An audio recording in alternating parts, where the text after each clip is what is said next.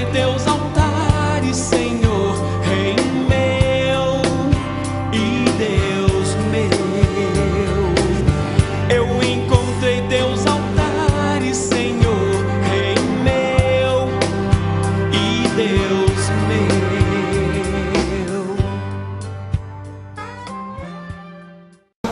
Que a paz do nosso Senhor Jesus Cristo seja com todos. Amém? Muito bom estar com todos os irmãos. A você que vai nos acompanhar também pela internet, seja bem-vindo. Deus fale ao seu coração por meio da palavra do Senhor também. Meus amados, vamos abrir as nossas Bíblias no Evangelho de Marcos, no capítulo 7. Evangelho de Marcos, capítulo 7. Nós vamos ler os versículos de 1 a 23.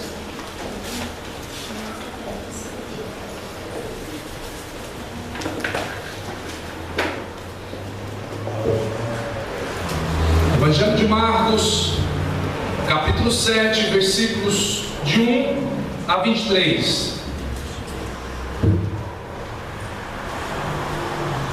A palavra do poderoso Deus vai nos dizer assim: ora, reuniram-se a Jesus os fariseus e alguns escribas vindos de Jerusalém, e vendo que alguns dos discípulos dele comiam pão com as mãos impuras, isto é, por lavar, pois os fariseus e todos os judeus, observando a tradição dos anciãos, não comem sem lavar cuidadosamente as mãos.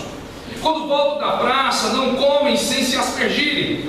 E há muitas outras coisas que receberam para observar, como a lavagem de copos, jarros e vasos de metal e camas. Interpelaram os fariseus e os escribas: por que não andam os seus discípulos de conformidade com a tradição dos anciões, mas comem com as mãos por lavar?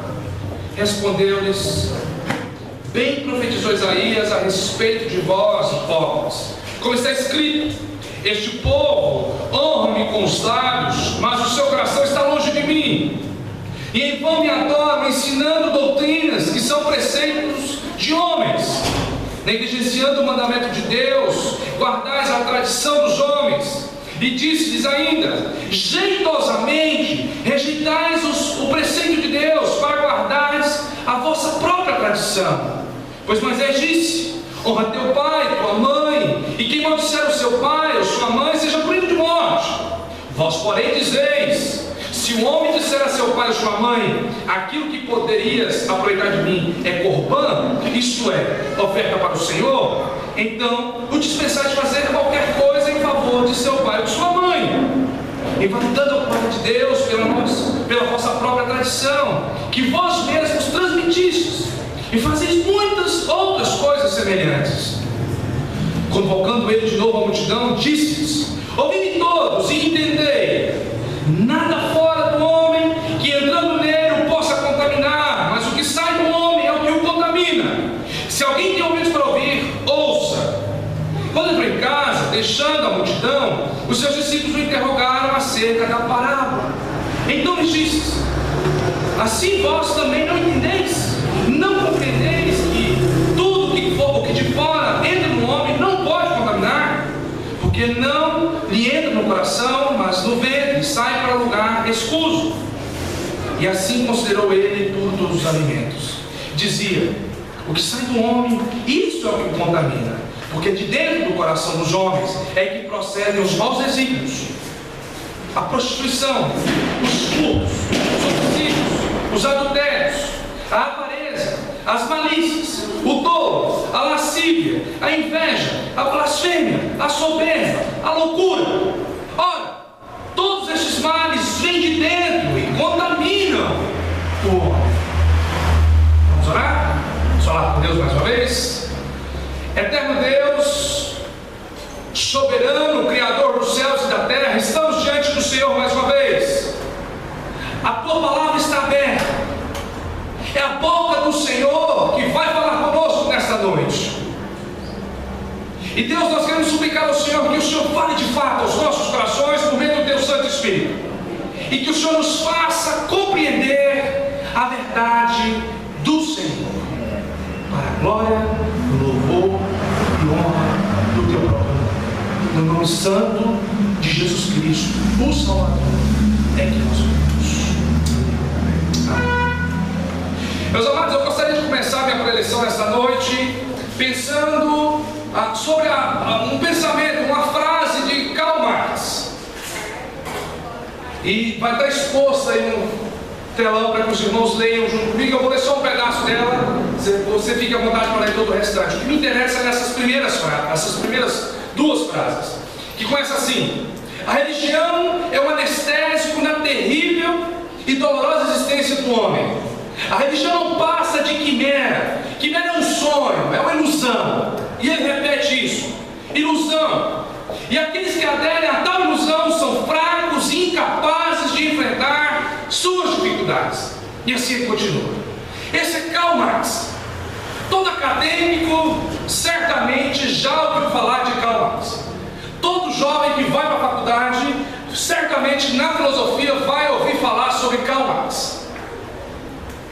E Karl Marx é mais nocivo do que se pensa à humanidade. O filósofo Karl Marx foi muito nocivo, e principalmente ao cristianismo. O marxismo, meus irmãos, talvez seja o maior opositor ideológico da religião, em especial o cristianismo. Não há possibilidade de alguém dizer: sou cristão e sou marxista, porque são excludentes. Uma coisa vai excluir a outra, vai tirar a outra. É como dois ímãs virados em lados opostos, eles não se atraem, eles se distanciam. Eu gostaria de lembrar aos irmãos que o marxismo é o pai e a mãe do comunismo e do nosso hoje conhecido socialismo, que tanto destruiu e continua a penalizar sociedades pelo mundo afora, principalmente as cristãs. Agora, o que leva Marx a entender a religião como ele entendia? Ele fala que é o ópio do povo, que é a fraqueza dos fracos, que é aqueles que aderem, eles são fracos mentalmente e educacionalmente. O que leva o homem a pensar dessa maneira?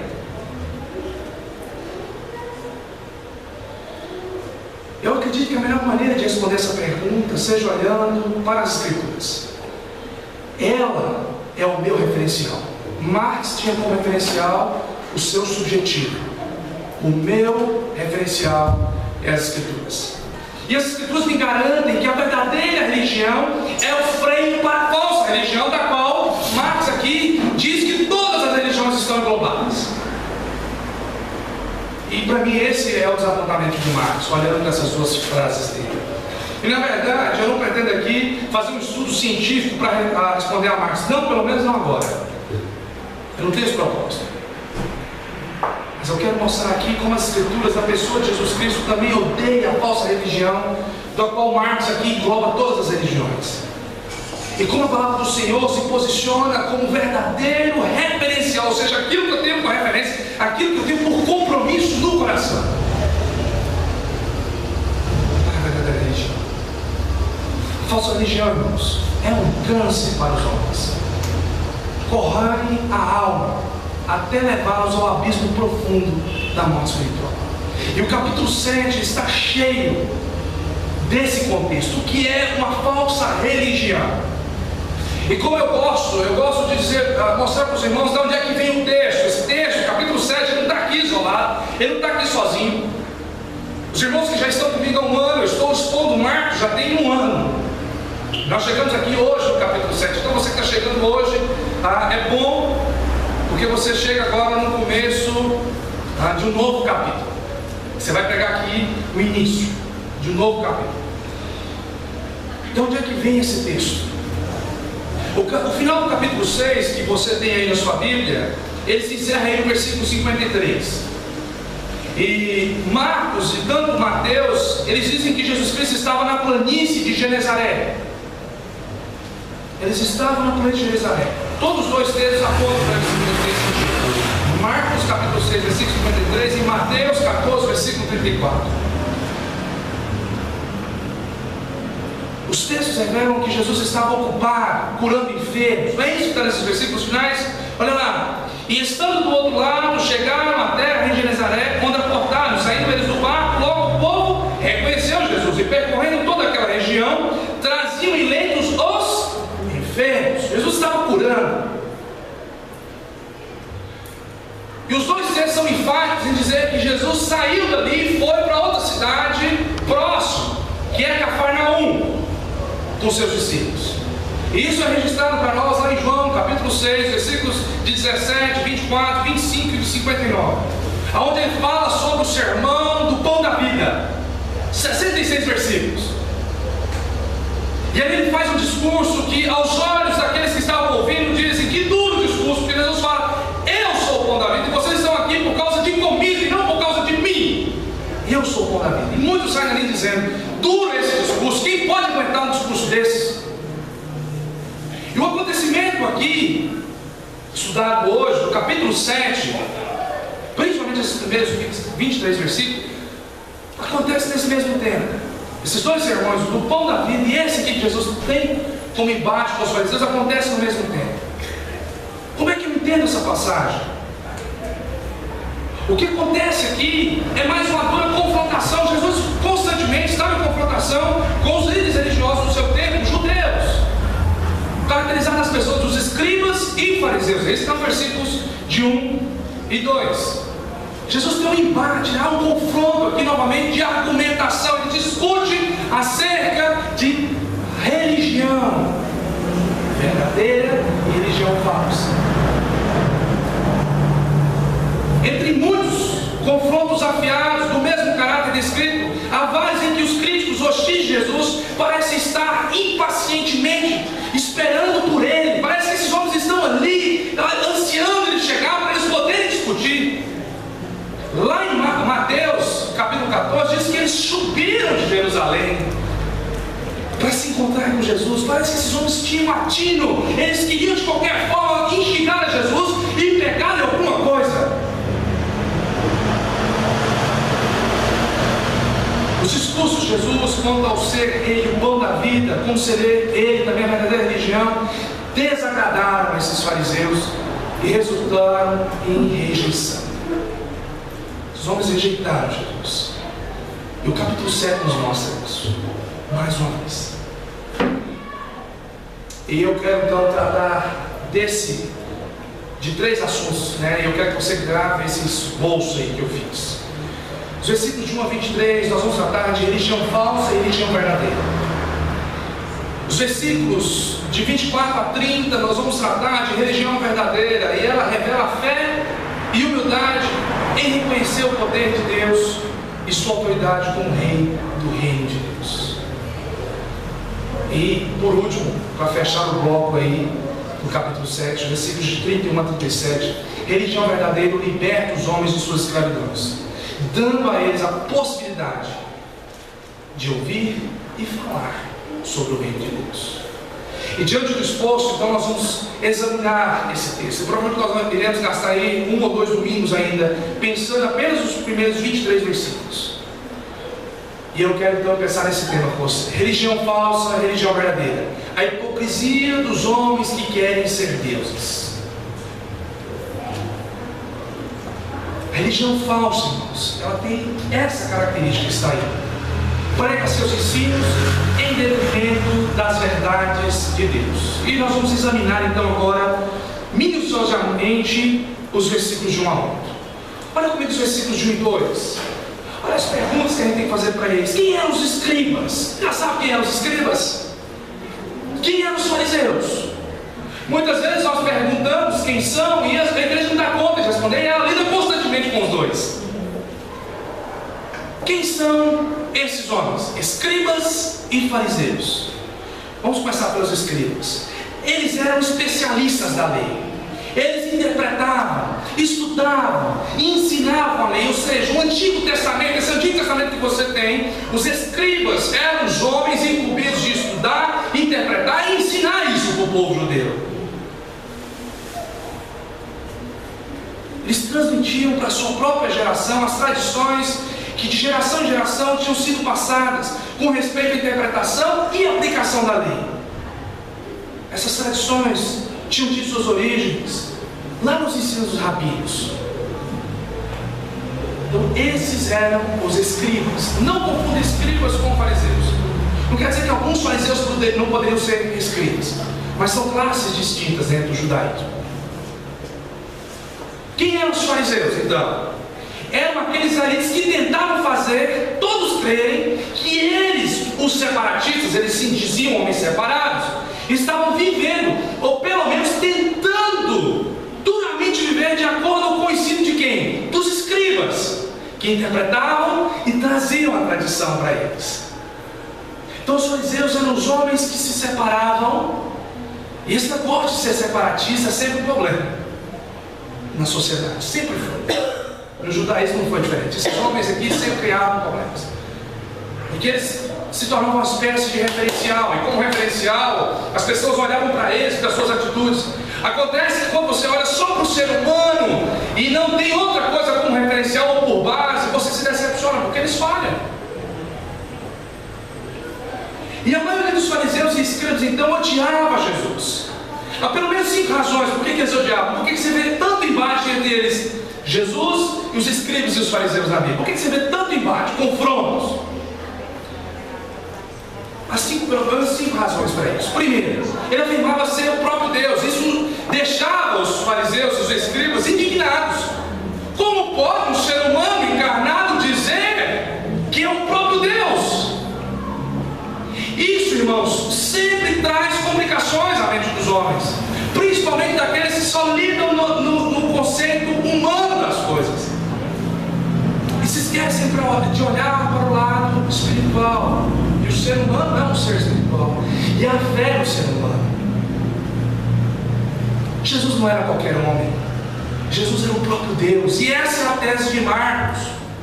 O propósito de Marcos é mostrar aos homens, ao mostrar a igreja de Roma, que estava lá no primeiro século, perseguida, que o rei deles não era qualquer rei, era o rei dos reis, era o Senhor dos senhores, era o Deus encarnado. João diz isso, João lê depois, João capítulo 1, ele fala: o verbo estava com Deus, o verbo era Deus, e o verbo se fez carne e habitou entre os homens. Os fariseus não suportavam Jesus afirmar isso, porque era um líder acima deles. Mas há uma segunda razão: ele não honrava as tradições humanas, como guardar o sábado e as leis cerimoniais. Isso causava indignação. Nós estamos diante disso aqui agora nesse texto, porque os fariseus tinham o costume de lavar as mãos quando chegavam nos mercados para comer. E eu vou explicar que não era uma higiene pessoal como nós fazemos. Nós temos que fazer isso. Jesus era porcalhão e os seus discípulos o acompanhavam nisso. Porque aqui a tradição falava mais alto. E essa tradição aqui é regra criadas por eles, os escribas, os fariseus. A partir da interpretação da lei, eles criaram outras leis. E o que acontece, e normalmente acontece com a humanidade, quando ela cria leis a partir das escrituras, sem serem fiéis às escrituras, acontece que essas leis são amadas demais e acabam superando a autoridade das escrituras. E é isso que aconteceu com a tradição dos judeus. Então Jesus não guardava essa tradição.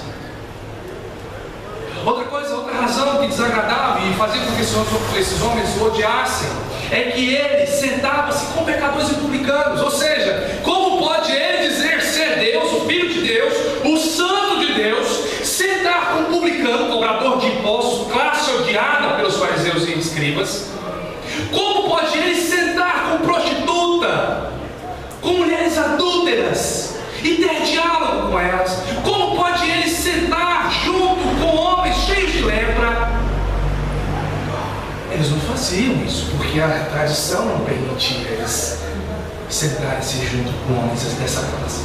Jesus o fazia. A quarta razão é que eles exerciam uma influência que eles consideravam corrompedora sobre as pessoas. Ou seja, ele faz, os discípulos, a multidão falava: também posso fazer. E por último, Jesus era o oposto deles. E eu quero focar nesse oposto. Jesus era o oposto dos escribas e fariseus. No coração dos inimigos de Jesus deve ter brotado o entendimento que Jesus era muito melhor do que eles, e era de fato, e continua sendo melhor do que qualquer um de nós. A humildade de Jesus contraponha a pomposidade deles. Há textos que nos mostram isso. A sinceridade de Cristo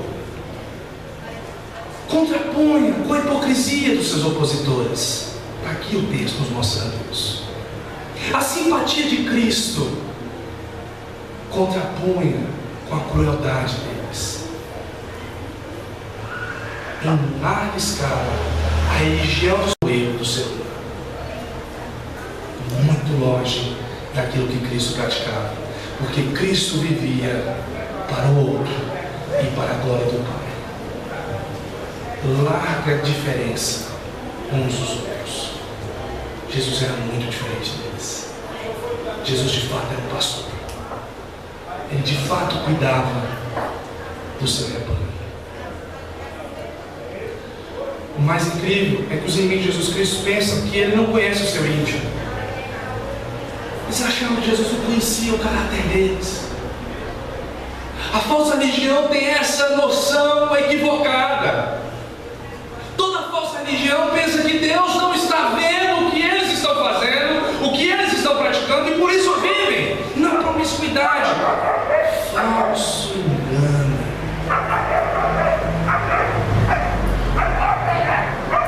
Pensam eles que Jesus não tem poder suficiente para revelar os seus corações, e ele tem, e ele faz. O texto bem lido da dona Deise hoje, lá em Mateus, Jesus escancara o coração de Judas quando ele o beija. Jesus abriu o coração diante dos próprios fariseus, como ele também fez isso com o jovem rico. O jovem rico todo empolgado: o que eu tenho que fazer para entrar no reino dos céus, Jesus? O que eu tenho que fazer? Aí Jesus sabe os mandamentos, ele sei tudo de cor, pratico todos desde a minha infância. Ele achava que Jesus não o conhecia. E Jesus revelou o coração dele. Jesus falou: só te falta uma coisa. Vai e vende tudo que você tem e me segue. Jesus escancarou o coração. Doce engano daqueles que pensam que Jesus não conhece o coração dos falsos mestres. Os versículos de 3 e 4 vão nos mostrar também algo interessante. Vão nos mostrar o que eles estavam apegados. Eles estavam apegados em tradição. Olha como é que a tradição deles soa como loucura, e por isso que Jesus não praticava. Olha comigo.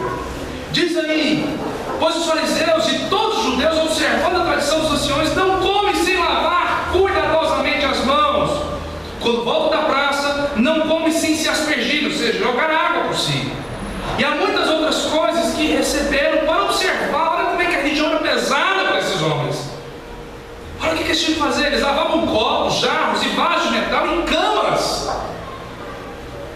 Eu quero examinar essas expressões com vocês. A expressão todos aqui, ela tem um significado de muitas pessoas. Não quer dizer que todos, mas que muitas. É no sentido de quantidade. O povo em geral. Os judeus praticavam a ação de lavar as mãos antes de comer. Ou seja, a maioria dos judeus tinha esse costume. E tinha um porquê disso. Outra expressão então que recebe nossa atenção aqui é que não comem sem lavar cuidadosamente as mãos. Essa expressão quer dizer que os fariseus lavavam as mãos de forma cuidadosa por completo. Ou seja, não é igual a nós, que vamos lá e colocamos o sabão, enfiamos a mão debaixo da água e fazemos assim e está tudo certo. Eu tive pesquisando isso aqui, diz o texto, as pesquisas, que o ritual para lavar as mãos, a lavagem começava daqui para baixo. E tinha todo um ritual para isso acontecer.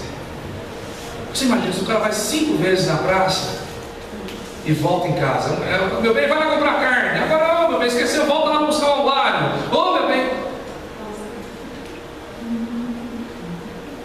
Meu pai fala isso mesmo: meu bem, fala tudo de uma vez logo. E já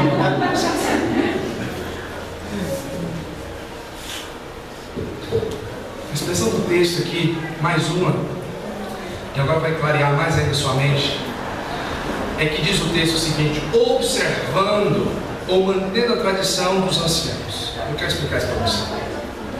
Os escribas e seus muitos seguidores continuavam a defender uma concordância estrita com as regras estabelecidas pelos proeminentes rabinos do passado. Estudiosos anteriores a eles, intérpretes da lei, leram e estudaram, interpretaram essa lei e colocaram para eles. E criaram regras, inúmeras regras. E as regras estavam sendo transmitidas pelos escribas de geração em geração. Na verdade, muitas regras cerimoniais extremamente detalhistas eram transmitidas para o povo, como se a própria salvação, olha por que eles faziam isso, como se a própria salvação dependesse disso. Aqui mora o problema, aqui mora o perigo, e é por isso que eles não cumpriam com a tradição deles. Porque os falsos mestres colocam em seus rituais, em seus arcabouços doutrinários, a salvação para o homem, e a salvação do homem está em Cristo Jesus. Não está em tradição, não está em ritual cerimonial. E é por isso que os escribas odiavam tanto a Jesus, porque Jesus denunciava a eles. Jesus dizia: eu sou a salvação, não a tradição de vocês. Por isso que eles não gostavam que Jesus estivesse no meio da multidão, porque Jesus tirava eles do trono e assumia o trono que era dele. Por causa dessas tradições, os judeus que observavam os ensinos anciãos recusavam comer, a menos que antes fizesse o ritual por completa purificação das mãos. Olha tanto que a tradição, e a tradição equivocada da falsa religião, o que ela faz com o ser humano? Ela muda os conceitos do ser humano de tal maneira que ele perde a referência do próximo. Por que eles faziam isso? Porque os anciãos ensinaram para eles que se eles se encostassem em algum gentio lá, eles tinham se tornado impuros, porque aquele gentio era impuro. E eles então não poderiam carregar a impureza do toque desse gentio no mercado ou em qualquer praça pública no corpo. Por isso o indivíduo voltasse no mercado depois de longas compras, depois de ter feito aquela lista que a esposa tinha pedido para ele, e ele encostasse alguns gentios naquele mercado, ele tinha que chegar e tomar banho. Olha que religião pesada. Porque o cara tinha tanto medo que ele pensava: olha, se eu não praticar isso, eu vou perder a minha salvação. Você conhece isso? Tem muita gente presa dessa maneira.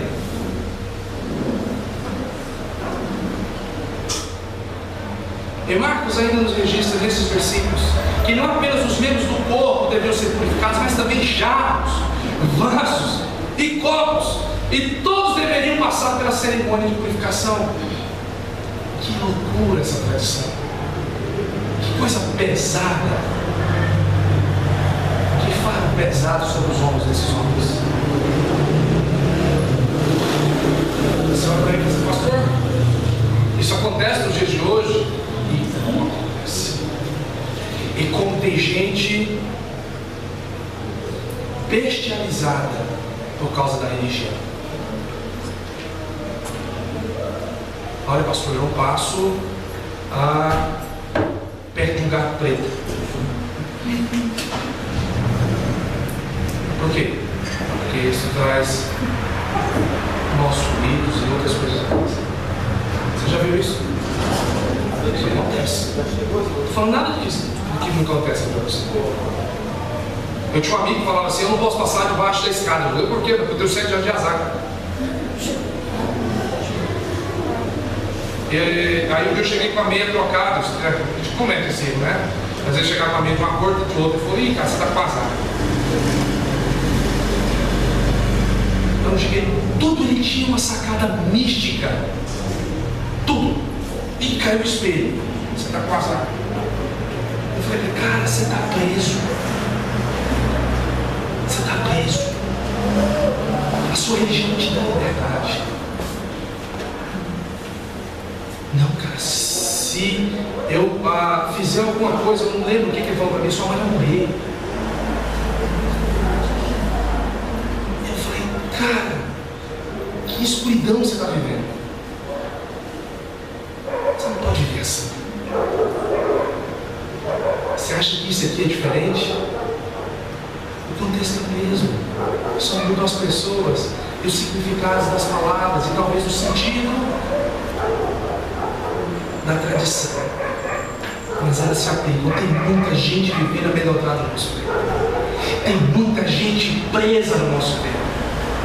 Tem muita gente enganada no nosso tempo, oprimida, escravizada, sobrecarregada por uma religião que não lhes pode salvar. E eu estou falando de coisas simples, existem coisas mais pesadas aí. Tem muita gente dentro das nossas igrejas que estão presas misticamente. E eu volto a dizer a palavra que é dura e forte: bestializadas. Por causa de falsos mestres, enganadores, que não têm coragem de apontar para Cristo como Salvador. Porque sabem que vão perder as suas pompas e todas as suas regalias. Olha o versículo 5 comigo.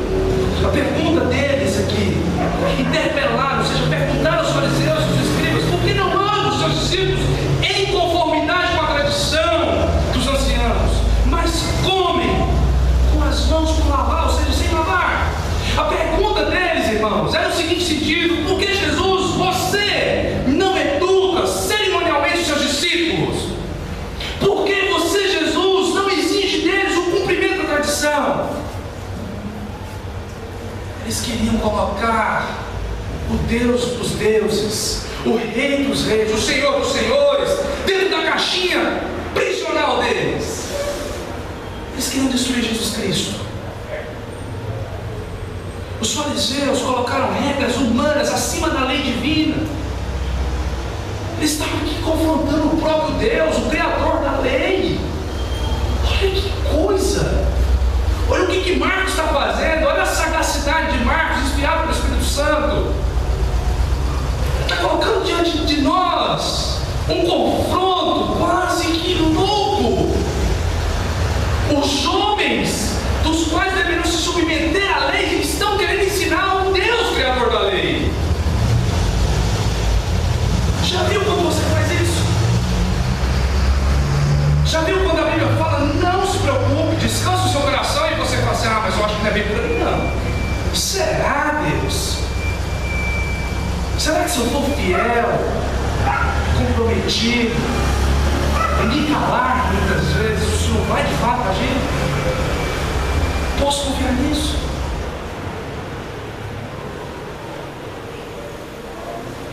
Esses homens aqui enfatizaram mais as suas regras, suas leis, do que a lei divina para os outros homens. E isso estava no coração deles. Eles eram mais devotos aos seus rituais, como se estes pudessem salvá-los. Eles criam nisso, como se lavar copo pudesse salvar alguém, como se trocar lençol de cama, porque eu sentei impuro, eu deixei de estar impuro naquela cama.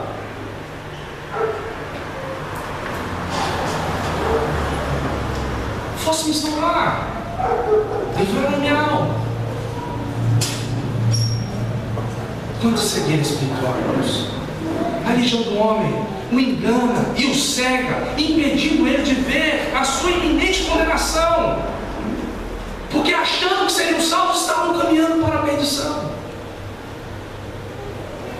Quanta gente está assim nos nossos dias? Quanta gente ouve pregações como essas e saem enganados, e eles pensam: não vou crer nisso, não é bem assim, eu tenho que fazer alguma coisa, eu tenho que praticar isso, porque é assim que eu vou ser salvo. Sabe o que a religião falsa faz conosco? Ela nos cega, ela não nos deixa ver Cristo Salvador.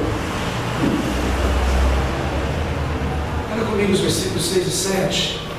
Olha que Jesus fala para eles: olha, bem profetizou Isaías a respeito de vós, hipócritas, como está escrito: este povo honra-me com os lábios, mas o seu coração está longe de mim, e em vão me adoram, ensinando doutrinas que são preceitos de homens. Olha o que a religião falsa faz. Ela engana o ser humano, ele acha que ele está cantando para Deus e ele não está. Neste versículo, Jesus faz a sua interpretação do texto de Isaías 29 e Êxodo 20, versículo 12. Jesus aqui aplica, mostrando como o texto se aplica à situação.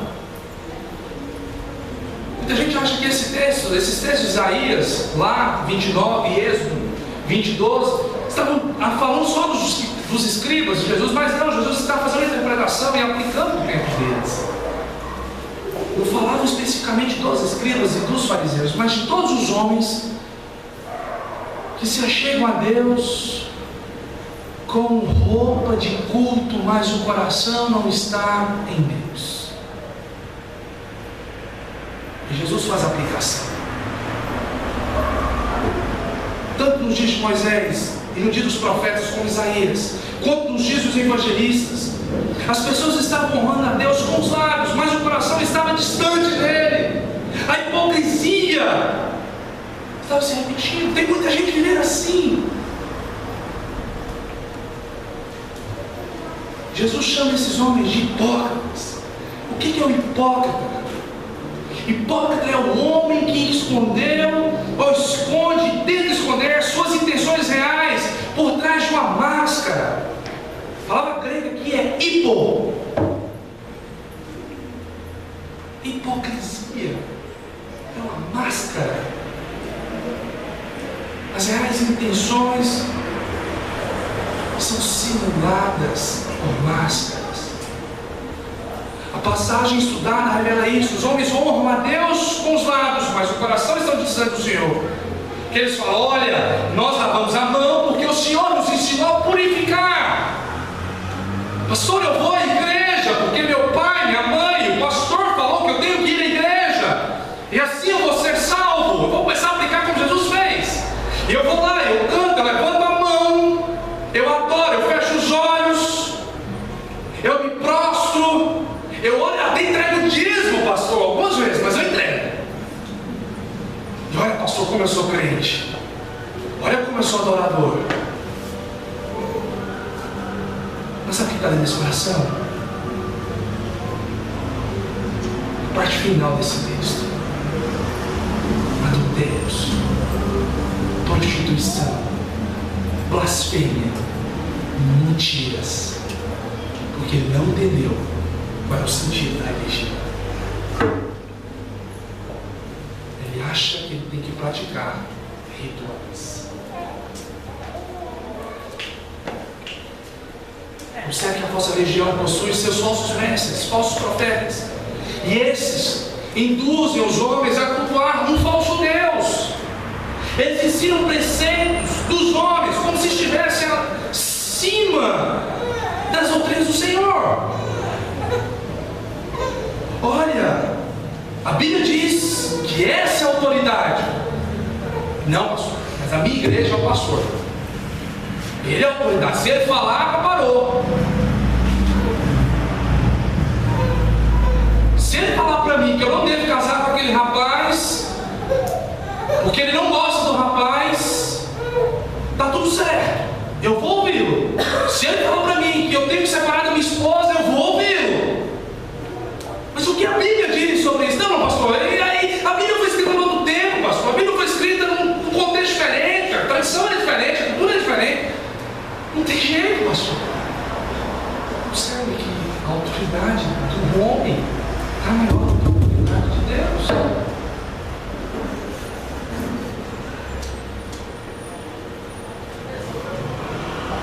Isso acontece, irmãos, o tempo todo, no meio dos homens. O que a Bíblia pensa dessa nação? Não, pastor. Não toca nesse assunto não, pastor. Irmão, o que a Bíblia pensa sobre imposto? Não, pastor, não toca nesse assunto. Deixa a coisa voltar. O que a Bíblia pensa sobre economia? Não mexe também não. Quem me disse isso nas férias? Em cavalo. Por que não? Porque o pastor não tem que preocupar com economia, política, confrontação. Eu falei assim, o que eu faço com a minha consciência? O que eu faço com aquilo que eu tenho aprendido nas escrituras? O que eu faço com o meu ofício?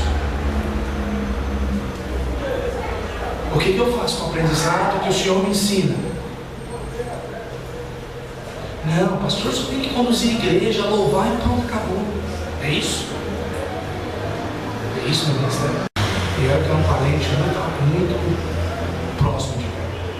Eu falei, meu ofício me diz que eu sou um instrumento de Deus na minha nação. Pelas Escrituras. A palavra do Senhor me diz que a igreja é a consciência do Estado.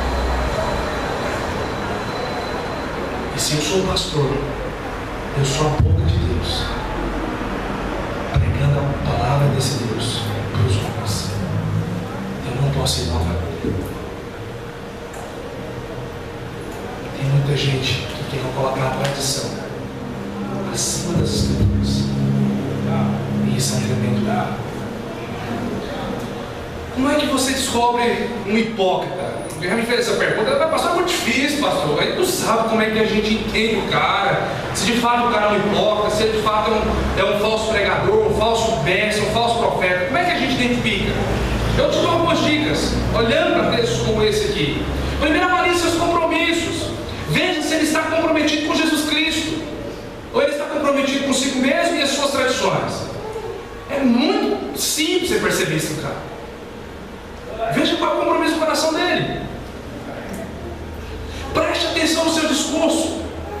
Se ele exaltar mais a si mesmo, em suas falas, seus feitos e suas façanhas, e der um pequeno espaço, mas muito curto, à obra de Jesus Cristo, tome cuidado e fuja desse indivíduo, porque ele é um falso mestre.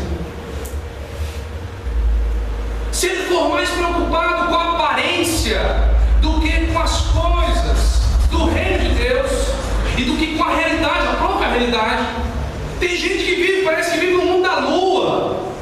O país está quebrando, a economia está indo de mal a pior, e tem ninguém que está falando que vai prosperar no meio de uma situação dessa.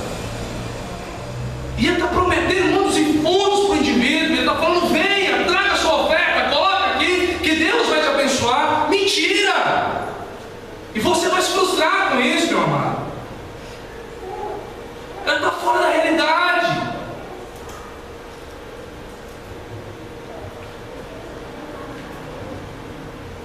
Não venha, pegue aqui a sua toalha, suba essa escadaria, vamos àquele monte, vamos fazer isso, porque o seu casamento certamente vai ser abençoado. Mas ele não ensina que a esposa tem que ser submissa, tem que ser mansa, ele não ensina que o marido deve amá-la, ele não ensina que ele deve cuidar dela, ele não ensina que ele deve abrir mão das coisas por ela, ele não ensina nada disso, ele não fala o que a Bíblia está dizendo, mas ele fala, vamos fazer tais coisas e certamente seu casamento será abençoado. Mentira! Se não for do jeito de Cristo, não vai funcionar.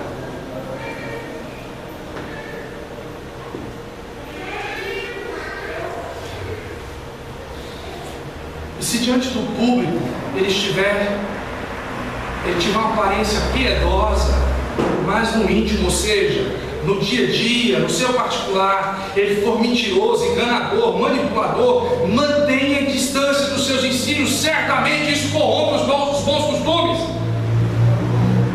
Olha, pastor, eu quero prega, pastor, prega bem. Mas e o caixa 2 que ele faz na igreja dele? Não, pastor, é um bom político. Ele está roubando. Não, mas será que ele não rouba? Porque afinal de contas não mente. Fico questionado. Recentemente eu falei, como pode alguém subir ao poder com mentiras? E como é que você, cristão, adota isso? E alguém me disse, mas o senhor não acha que todos mentem, inclusive o seu candidato você votou? Eu falei, quem disse que eu votei em partido de esquerda? Ele falou, o senhor não vota em partido de esquerda? Eu falei, não. Então o senhor não vota no Brasil? Eu falei, não. Há uma mentira do tribunal falar que, olha, exerça a sua democracia, mas democracia ela tem que estar presa em ideologias. E eu não concordo com essa ideologia vigente.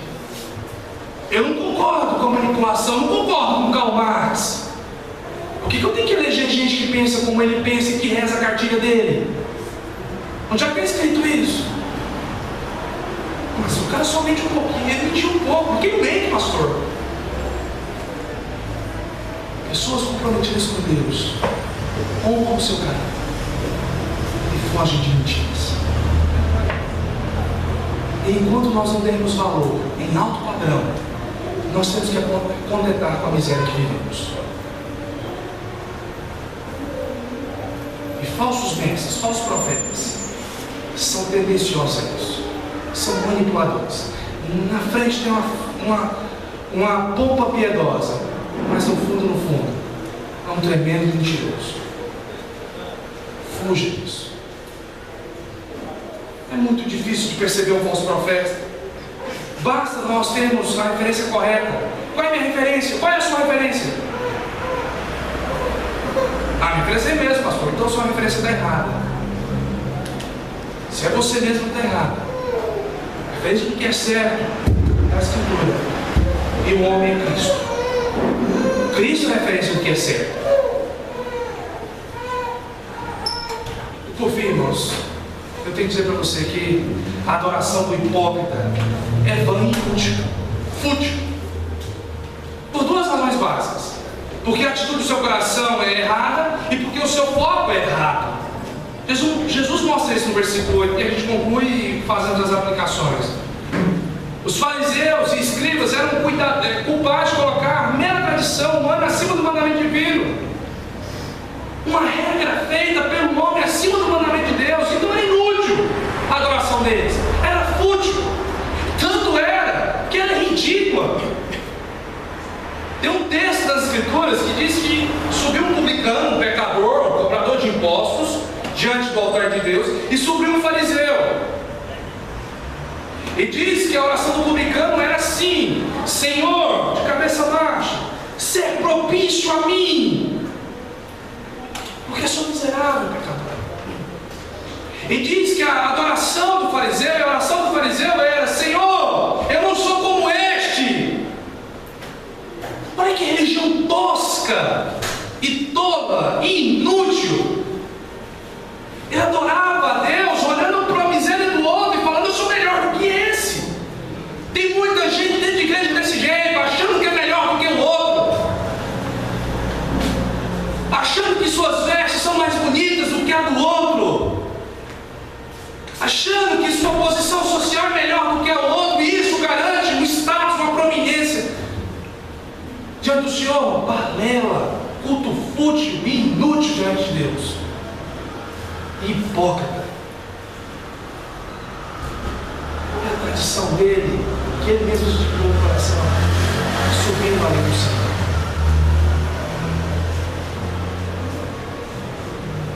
Em decorrência disso, Jesus acusa seus oponentes de terem deturpado o mandamento de Deus para manter a tradição dos homens. É isso que ele fala no versículo 8. Alguns podem querer acusar Jesus de que ele não era tradicional, e se era no moldes dos fariseus, de fato ele não era, mas ele era o melhor tradicional que nós poderíamos conhecer como homem. Por que é tradição? A gente quer falar: você é da igreja, você é de uma igreja tradicional? Eu não tenho muita dificuldade de responder: sou. Por quê?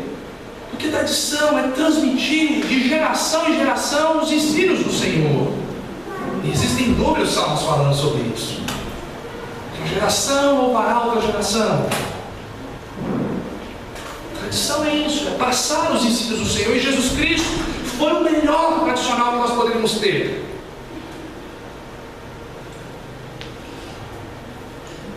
Ele ia em busca do mandamento original do Senhor e ensinava isso para os homens. Esse é um verdadeiro tradicional. Ele não ensina a tradição que ele cria e nem a que os homens criaram, mas ele ensina a tradição do Senhor. Ele ensina os mandamentos do Senhor. Ele ensina a palavra do Senhor. A pergunta, então, a fim de aplicarmos, é: que danos podem causar uma falsa religião? Você pode estar perguntando: mas pastor, o que essa pregação vai implicar no meu dia a dia? O que uma falsa religião pode fazer no meu dia a dia? Como é que isso vai se aplicar na minha escola, na minha faculdade, no meu trabalho, no meu dia familiar? O que uma falsa religião pode trazer?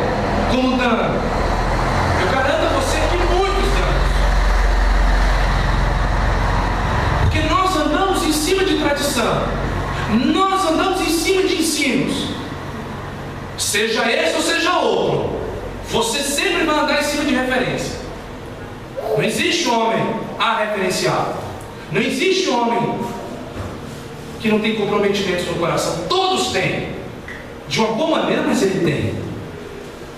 Então a falsa religião te traz vários malefícios, inúmeros. E eu vou listar alguns para você. Primeiro deles, escravizar o ser humano. A falsa religião escraviza.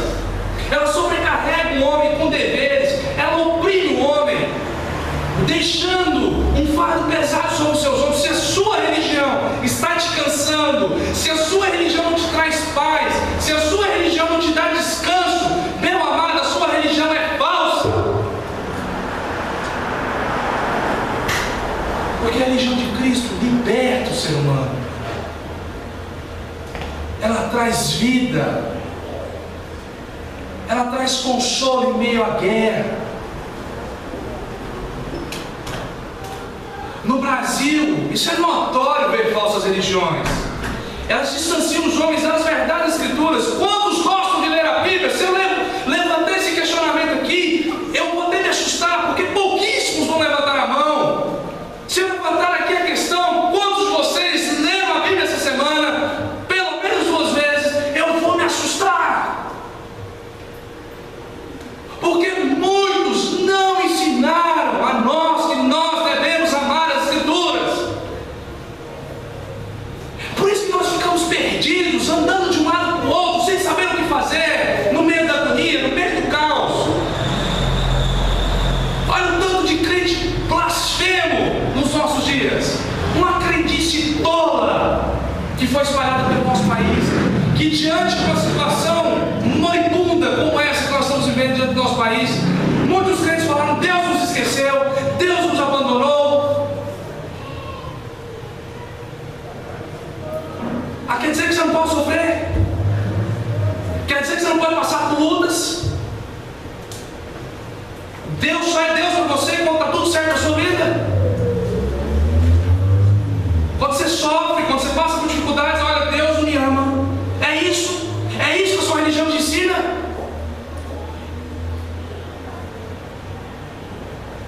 Infelizmente eu quero dizer para você que é uma falsa religião. Porque a verdadeira vai dizer para você: você vai passar por sofrimentos, você vai passar por lutas, mas ainda assim há um Deus Todo-Poderoso que preparou um caminho para você e que te aguarda na glória celestial, com vida eterna para você. E que não há sofrimento nesse mundo que pode te tirar de lá, por causa do sangue derramado por você naquela cruz.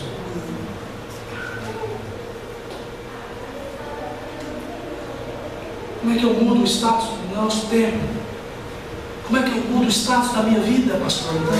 Como é que eu saio dessa opressão religiosa? Eu passo para essa que o senhor está falando.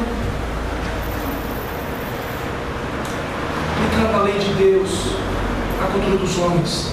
E qual é a lei de Deus? Cristo. Aplique Cristo na sua vida, meu amor. Dobre o seu joelho. Entregue o seu caminho ao Senhor. Só Ele pode libertar. Ele mesmo diz isso lá em João capítulo 14, versículo 6. Ele diz: eu sou o caminho, a verdade e a vida, e ninguém vê ao Pai senão por mim. Traga seu coração para Cristo. Dobre o seu orgulho. Se sujeite ao Senhor. Mas há um segundo dano causado pela falsa religião: é a supervalorização do ritual em detrimento da prática vivencial e espiritual. Falsos mestres aprisionam os homens com argumentos de que a salvação está contida em ritos, práticas, costumes, culturas e, por que não dizer, em sentimentos. Falsos mestres são experts em desviar o foco do essencial, do real e verdadeiro, fazendo seus seguidores, homens cegos, guiados por cegueiras que levarão ao abismo, a cair. Perceba que esse é outro grande problema da nação brasileira, estritamente apegada a gurus espirituais, a misticistas. O Brasil é acostumado a viver com práticas ocultistas. Ele prefere beber sangue escondido do que vir aqui à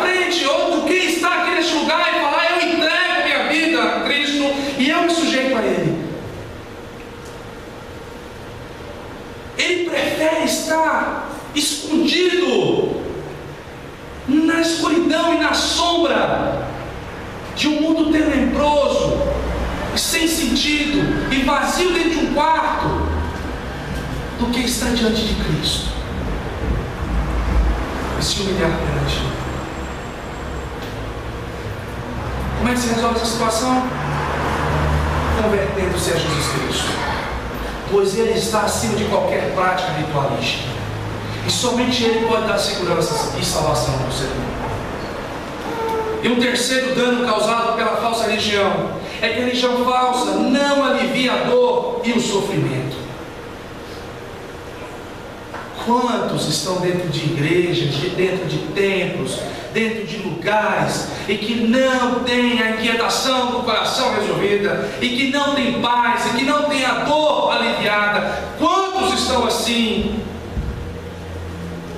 Porque suas religiões e seus mestres não lhes conseguem responder às inquietações do coração. Falsos mestres não consolam e não apontam lugar de descanso para os homens, e eles nunca conseguirão fazer isso. E sabe por quê? Porque não são autorizados, nunca vão conseguir. É mentira esse negócio de mundo zen, de tudo em paz, está tudo certo sem Cristo. Tira isso da sua cabeça. Não é, pastor, eu consigo viver em paz comigo mesmo. Basta eu fazer uma introspecção, meditar lá no meu fundo, e certamente encontrarei paz. Eu falo isso lembrando meu sogro, ele me permite citar esse exemplo. Eu sou budista. Eu estou falando isso aqui lembrando as palavras dele. Ele falou para mim: olha, eu vivi no budismo muitos anos, o pai dele era budista, a família era budista. Aí um dia ele questionou o líder da sua religião, falou: olha, como é que eu posso ter paz? Ele falou: basta você fazer uma introspecção de dentro de você, e você se olhar lá no fundo, que você vai encontrar a paz interior. Ele falou assim: como eu posso ter paz comigo, se eu sou o pior homem que eu conheço? Como é que eu posso ter descanso, confiado em mim mesmo? Eu nunca me esqueci dessas palavras dele. Ele falou: José, foi nesse dia em diante que eu decidi no meu coração de que eu precisava de um Deus de verdade. Porque o meu guru espiritual não conseguiu responder a inquietação do meu coração. Tem muita gente desse jeito. Tem muita gente inquieta no nosso tempo, sem conseguir ter alívio da dor e ter paz em Deus. E sabe por quê? Porque a paz está em Cristo. O homem só é reconciliado com Deus em Cristo. E a dor só tem amenização na glória. Nesse mundo, irmãos, nossos diabos aqui nós vamos sofrer. Não adianta te falar: não, meu irmão, você não vai sofrer. É motivo para vocês falar isso. Falar que você não vai sentir dor. Vai. E Jesus Cristo me diz isso. Ele fala: nesse mundo passareis por aflições, mas tende bom ânimo, eu venci o mundo. Meu querido, você está caminhando para a glória. E é lá que você não vai ter mais dor. E é lá que você não vai sofrer mais. Entregue a sua vida para Cristo hoje. Talvez você já tenha ouvido eu falar isso inúmeras vezes, e eu vou falar inúmeras vezes ainda. Até o dia que você se dobrar diante de Cristo. E então eu vou falar isso para o seu irmão do lado. Mas eu não posso te deixar sair daqui nesta noite sem que você sujeite a sua vida a Cristo. Não viva numa falsa religião, criada e idealizada por homens como você mesmo. Entregue seu coração a Cristo. Vamos ficar de pé. Vamos orar.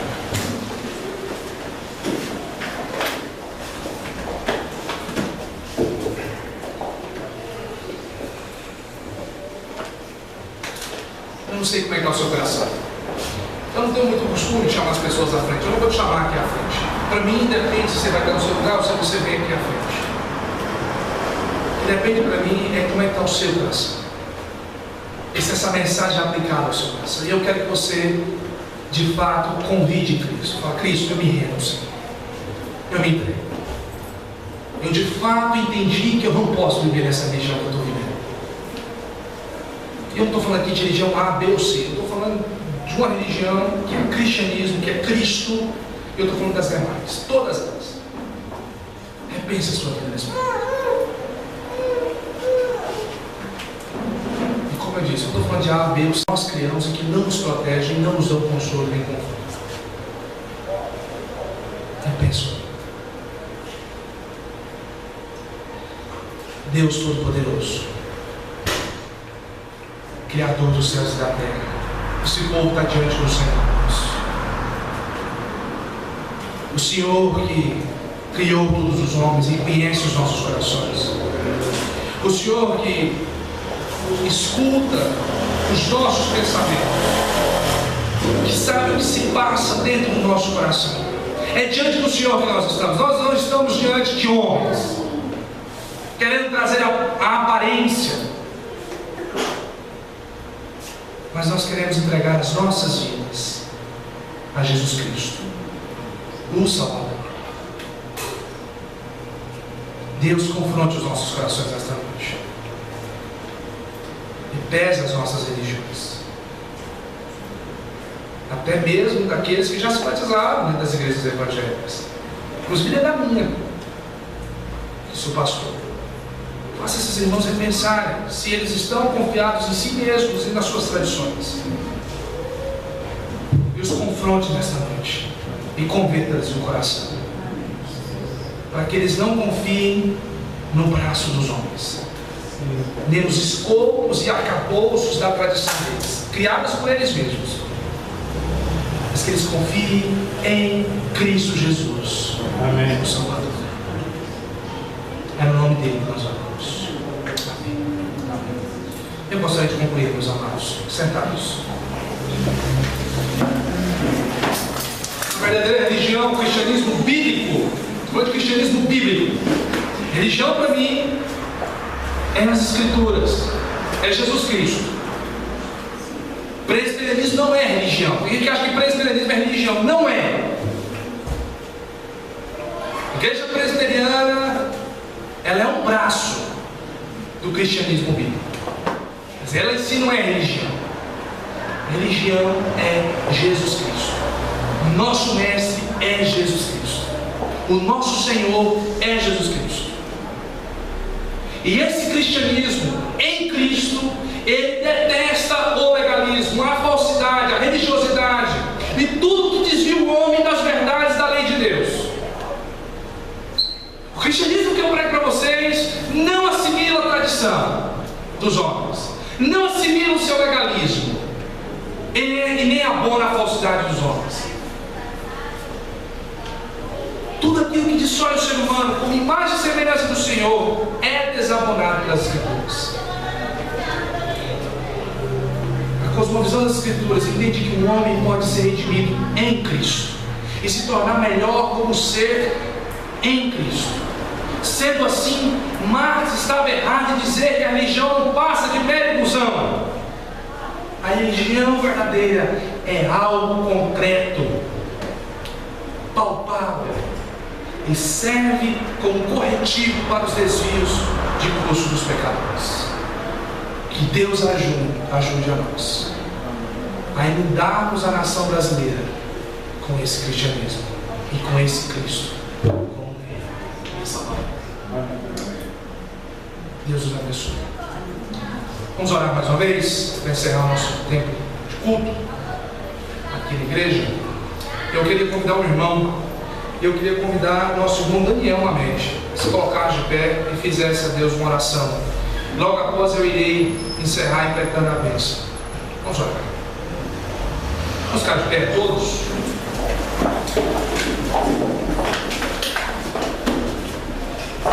Queremos te agradecer, ó Pai, nesse momento que estivemos aqui na tua casa, Pai, aprendendo mais a tua palavra, Pai.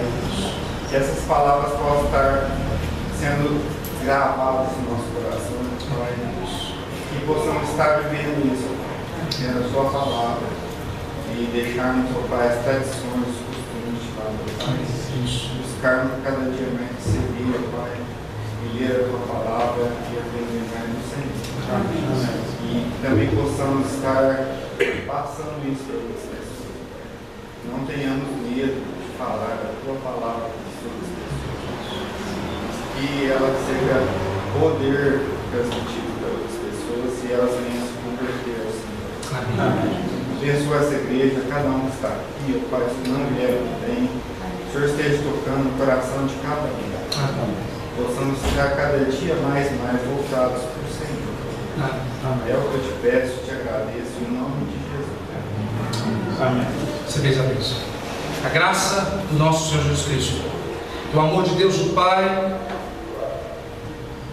e a consolação eterna do Espírito Santo de Deus esteja sobre todos nós, igreja, povo eleito, raça escolhida, nação real, para a glória, louvor e honra desse Deus.